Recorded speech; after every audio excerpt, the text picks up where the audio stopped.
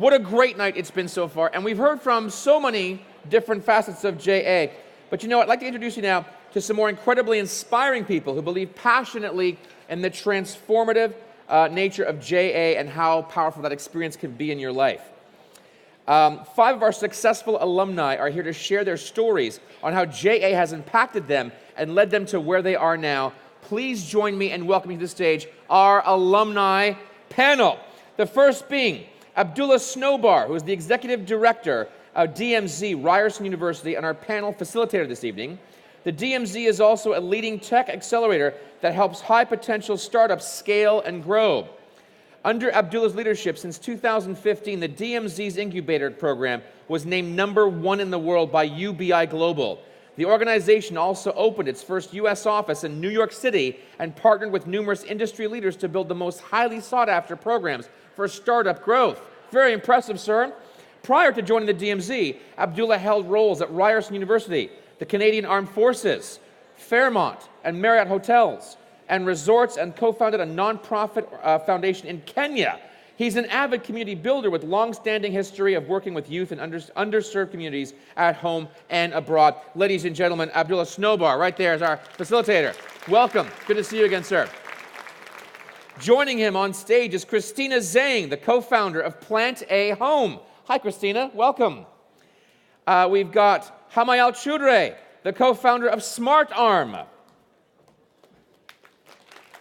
Hi, how are you?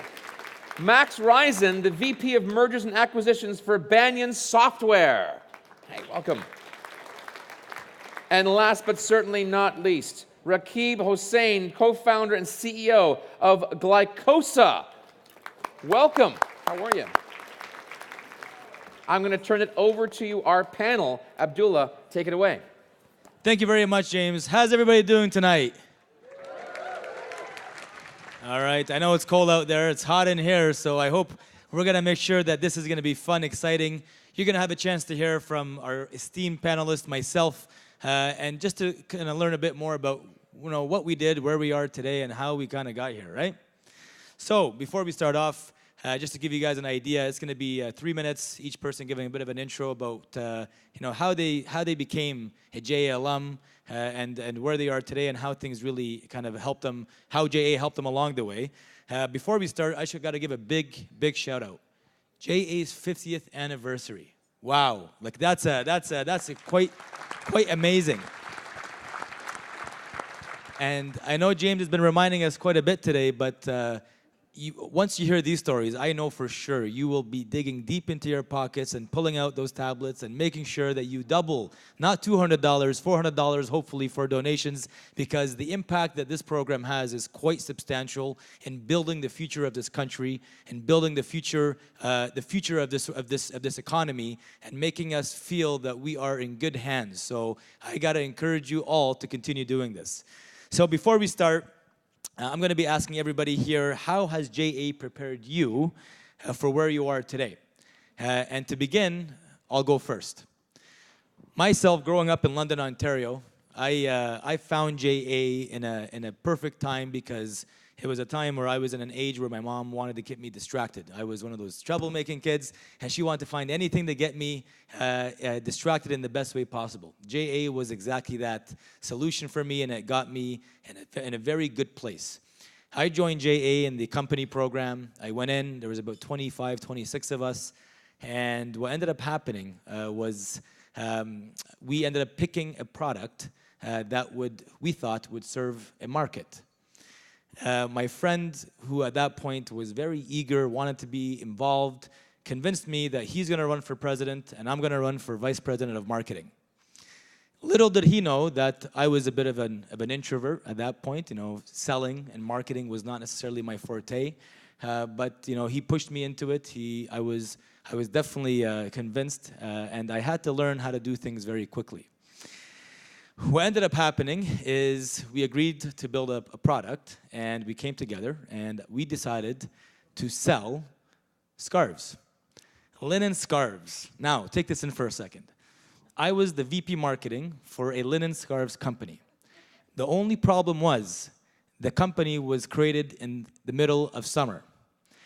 Here I am as the VP of marketing for this newly created company, 25 people looking towards me on how to sell, want me to teach them how to sell linen scarves in the middle of summer. So, James, I don't know about you, but we showed some ridiculous product earlier tonight. And although the linen scarves aren't ridiculous, selling linen scarves in the middle of summer was absolutely ridiculous to me. So what ended up happening, we all obviously put in our $10 into the program, and where we got to was break even, which I gotta tell you, I was shocked. I was absolutely taken aback on how we broke even on linen scarves in the middle of summer. Clearly, people felt bad for us. However, we learned a lot. And the learning that I took out of it was the wisdom of failure. And something that we don't talk enough about in this country is the wisdom of failure. And the idea that we were able to take a product, and although we didn't succeed in the sense of making a profit, we got the best learning experience we could have ever asked for. The camaraderie that was built, the teamwork and the energy that was kind of put into the idea of sewing linen scarves, the convincing that we had to put ourselves through that it wasn't the fact that we built scarves that was going to get us to a point. It was the fact that we were actually a team and we believed in what we were doing that was going to get us to where we needed to get to, which meant people's passion sometimes goes beyond everything else. But the wisdom of failure was something that we held on to, we appreciated. And I guess the lesson that kind of carried with me along the way was when your knees buckle, crawl, roll, but never give up. When your knees buckle, crawl, roll, but never give up. And that lesson stuck with me throughout my journey in the military, hospitality, building a not-for-profit, building a failed tech startup, and then moving on into life. But where it got me today is I lead the #1 ranked incubator in the entire world called DMZ, right here in Toronto, right here in Canada. And that's exactly how JA impacted me.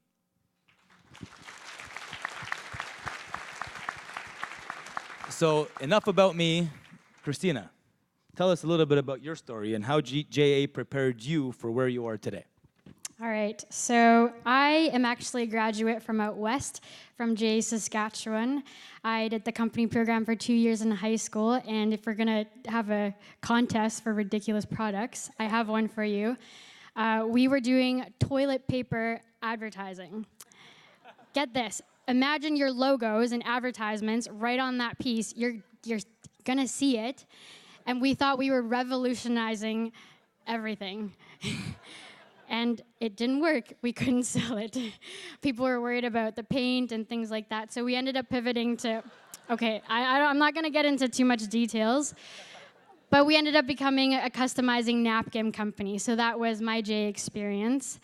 But really, JA was the reason why I decided to pursue my studies in business. But I also went into business with this very naive perception that everyone in business school were there because they wanted to become entrepreneurs. And when I learned about investment banking, consulting, venture capital, I was blown away that business was so much more, and it confused me.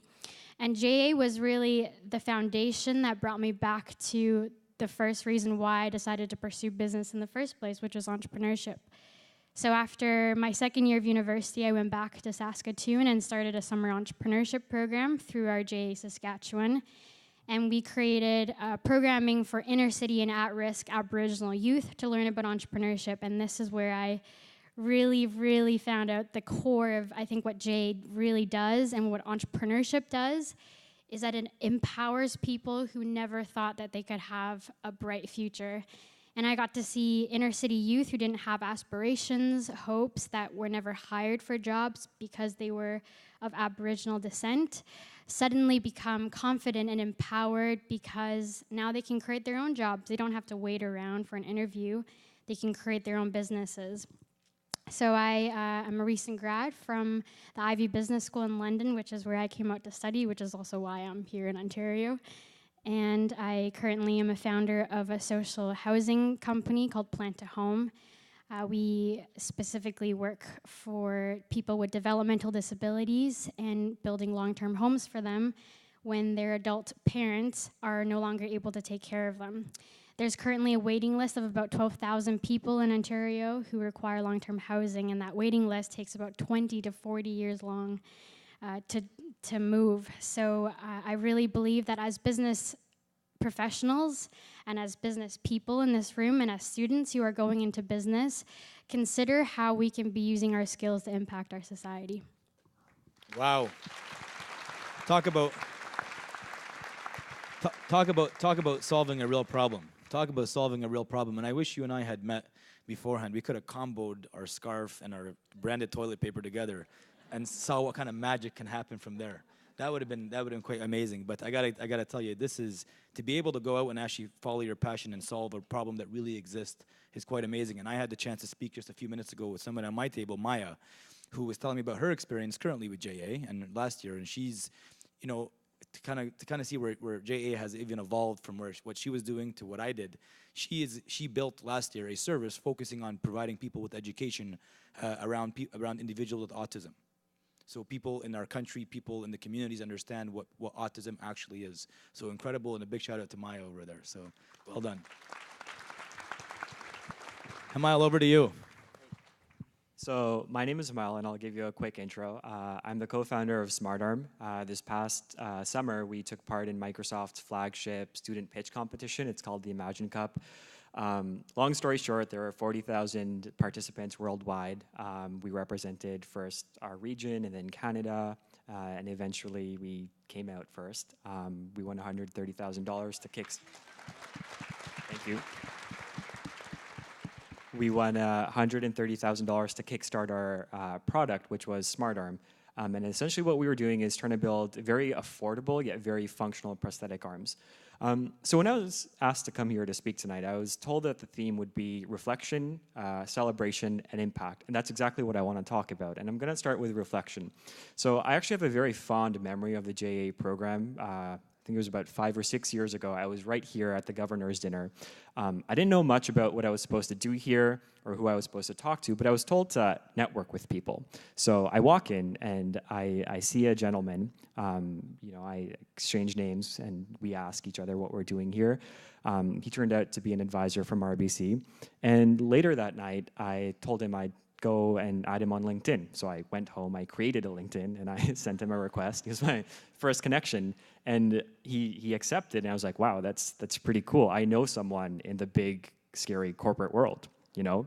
And all these years later, what that gave me, what that turned into was confidence. So this past summer, I was interning at Tesla in California, and on several occasions, I would see the CEO, Elon Musk, walking by. And one day I decided, I'm gonna say hey, like we work at the same company, I'm working for him, I'm gonna say hey.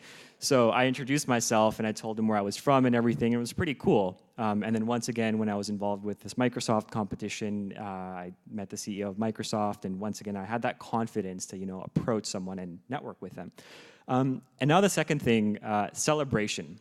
Now it's very important to celebrate success, like tonight, but it's also very important to celebrate failure. And when you're an entrepreneur, you're gonna fail, and you're gonna fail hard. And when I was part of our company, our first product was, we decided to make these bracelets. And what we were thinking about was, we're gonna make all these bracelets, and we're gonna sell them, we're gonna make lots of money, but that didn't quite work out. But it was important that we took that and we learned from it, and we pivoted and we improved, and we became a little bit more successful after that. And this kind of segues into my last point about impact. When you're thinking about entrepreneurship and starting a company, from my experience with JA and thereafter with smartARM, it's important that you don't go into an idea thinking that you're or wanting to make a super duper amount of money. Think about what you want to impact in the world. Think about a wrong that you want to right. Think about what's important to you, a problem that you want to solve. With smartARM, we saw this huge gaping problem in the prosthetics industry where there were these very functional, affordable, very functional prosthetic arms, but no one could afford them. And so my co-founder and I, we were really mad about that, and eventually that's the problem we chose to want to pursue. And we didn't even think it was going to be a company. We just wanted to do this project because we were very passionate about it, and eventually it turned into a startup, a very successful startup. So yeah, that's how JA impacted me.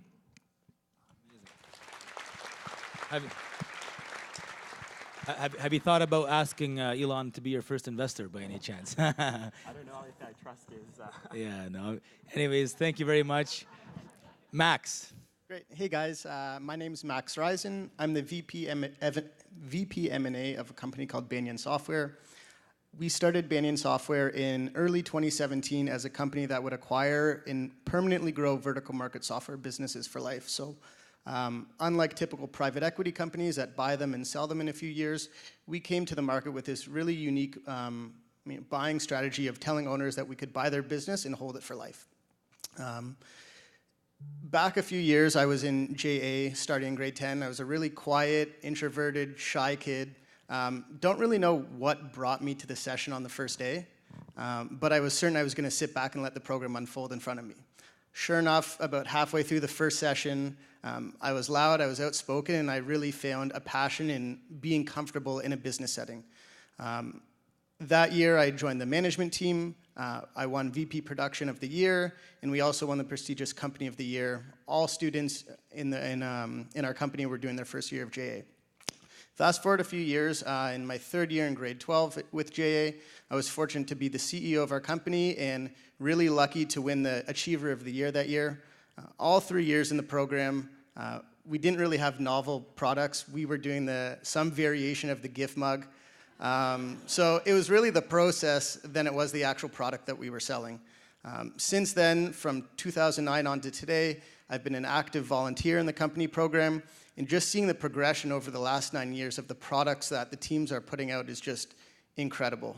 From JA, I moved on to university. I went to McGill, worked at Deloitte for a few years, got my CA, and then was lucky to join a small M&A team of a public software company where I got to buy many software businesses over the span of a few years.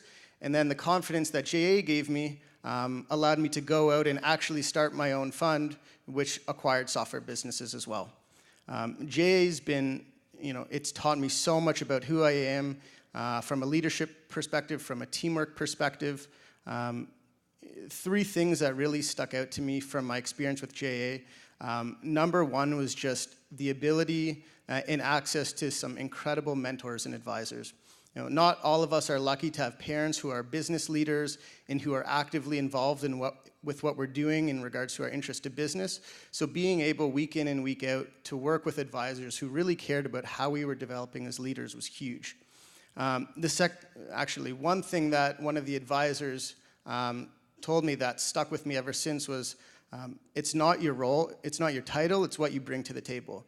And when I go into new business meetings, when I go into new job opportunities, it's something that's really stuck with me ever since. JA's really also taught me about some of the core fundamentals of entrepreneurship. Apart from just dreaming big, JA's really taught me that the buck stops at you as an entrepreneur. It doesn't matter what your role is, it's taking ownership of decisions, it's taking ownerships of actions. It's not how much work you've put in, it's what you need to do and really how far you want to push the needle. The onus is on you. The third thing that it's taught me is teamwork and leadership. So up until the end of high school, really you get to pick at school which groups you want to work with, what people you want to work with, and even in your extracurriculars. But in junior achievement, you're working with an extremely diverse company. People from different schools, people from different backgrounds, family backgrounds. And so being able to take a leadership position where you really get to understand people's motivations and people's abilities and how you can form a company around that makes people successful and the company successful is one of the key things I learned at a pretty young age from the Junior Achievement Program. So that's some of what's taught me. Amazing. Max, you mentioned something really important, which maybe we'll touch on after this, but the idea of a mentor. And I think something we don't talk about enough as well is behind every successful entrepreneur, founder, business person, there's an amazing, amazing mentor. And I think it goes without saying, and I'm sure it's like a lot of you in this room have grown to become and to do what you're doing today on the basis that you've had a mentor to guide you in life and support you along the way. So that's very, very important. Rakeeb, over to you. All right, thanks, Abdullah. So my name is Rakeeb. I'm a grade 12 student. And just for a little bit of an introduction about me, my experience with Junior Achievement started in early 2017 when I joined the Deloitte Tuesdays Junior Achievement Program, where I was the Chief Technology Officer of My Crypto Hippo, which we all just heard a pitch from earlier. So my job as Chief Technology Officer was to lead the tech team to create the platform that was My Crypto Hippo, and I was actually one of the 4 members of the pitch team. So My Crypto Hippo, we created a cryptocurrency market simulator. And the reason we created this was because we were responding to a necessity that we saw within our community at the time. This was the fact that cryptocurrencies were growing exponentially. Literally everyone knew what Bitcoin was, but there were a lot of people who were intimidated and didn't really understand cryptocurrencies. They were afraid to invest. And so we created My Crypto Hippo as a means for people to actually begin investing with fake money. And so this was the first time that I used technology to actually respond to a necessity within my community. And since then, I've really fallen in love with this whole process. Literally everything that I do today, all my projects are a direct result of this. It's all about me using technology to respond to problems in my life, in the life of people I know, within my community. So my biggest project right now is Glycosa, where I'm developing a non-invasive insulin patch. So I'll explain what that means in a second. I come from a family of diabetics. So I've witnessed firsthand the repercussions, the limitations, the restrictions that diabetes imposes upon diabetics. I actually had a childhood friend, Jacob, who was diagnosed with type 2 diabetes as he was growing up. And so the landscape of his life completely changed. He was no longer able to swim. He had this huge passion for swimming, but he had to wear this thing called an insulin pump all the time. And the insulin pump basically forced you to wear a needle constantly throughout the day. And I personally found this, I couldn't imagine wearing an insulin pump throughout the day. So I thought we could do better. So I wanted to create essentially a needleless or a non-invasive insulin patch. And I actually got the chance to prototype and start researching and developing at the Ryerson DMZ's Basecamp program. I was able to win the Basecamp university level incubator. And since then, I've had a lot of fun with my project. I had the chance to go to Boston and present my findings and my research at MIT and Harvard. And I recently had the chance to gain the mentorship of the most cited engineer in history, which is crazy for me, Dr. Robert Langer and Dr. Ayel Desau of Harvard. So really, everything that's happened to me within this past year and with my project has been inspiring, to say the least. And it's all because of what Junior Achievement has taught me. It all boils down to the fact that Junior Achievement taught me how to pitch in front of an audience, how to lead a team. And it's given me the confidence to just go out there and solve real-world problems. This is really something you don't get anywhere else.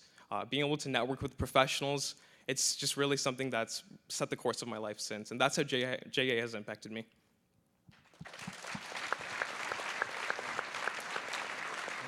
Ladies and gentlemen, rest assured we have progressed from linen scarves in the middle of summer to cryptocurrency and diabetic solutions. Here we go. Look at this, eh? Quite amazing. Thank you very much to all the panelists. Really big thank you. If we have time, I want to ask a few questions, and I'll throw it out there. Maybe Christina will start with you. Can you just share with us maybe your favorite JA memory? I would say through Junior Achievement, there's an opportunity to attend a conference called the Next Generation Leaders Conference. I had the opportunity to attend 2 of those, one in Peterborough and one in Halifax, and I've constantly gone back as a volunteer, and just to be able to meet junior achievers from all over the world that come together for this conference, and you get into this team where it's a hard week of work and you work on a business challenge. Some of the best memories were made through this opportunity through JA at NGO. Hamayal, do you have a memory you want to share with us? Yeah, sure. So I'll tell you about how I started with JA. Similar to you, I had a friend, and he sort of recruited me into this program. He was like, "There's this thing called JA, and I'm the president, and you can come along. You can do something else, but not the president." Actually, no. He wanted to be the president, and I was like his vote in. So he recruited me. Little did I know at the time. But the following year, I did the same thing, and I asked my friends to join in and to vote me in as president. But I think that was the turning point. When I became the president, I realized how hard it was to actually come up with a product and lead this team. That's a different story. But yeah, just that confidence and feeling like you're in charge of something and being the leader about something. And I think at that time there was a lot of unknown. And certainly. And kind of going into it, you're like, okay, this is a really uncomfortable situation. I can be going out and doing something else, but I'll try this.